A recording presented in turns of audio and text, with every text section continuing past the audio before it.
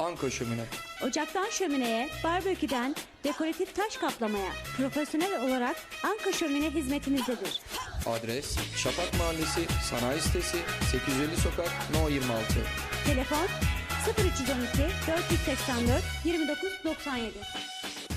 Değerli Vatan TV izleyicileri, Ankara'nın değerli şöminecilerinden Anka Şömine sahibi Halim Bey ile birlikteyiz. Halim Bey merhaba. Merhaba. Halim Bey, bize firmanızdan bahseder misiniz? Firmamız aslen Gümüşhaneliyim. Yani şehir olarak biz bu işe ata dede mesleği olarak başladık.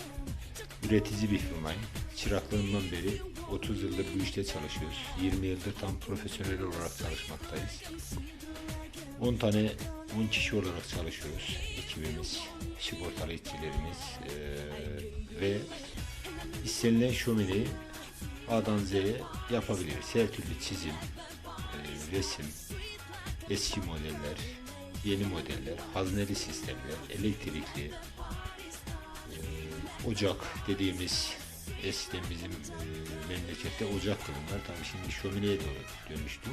Zaten firmamızda da Anka Şömine olarak ocaktan şömineye bir dönüşüm katalog bastırdık. Müşterilerimiz bizden memnun, biz müşterimizden memnun. 20 yıldır Ankara'da şömine sektöründe çalışıyorum. İş yerimiz Gölbaşı'nda.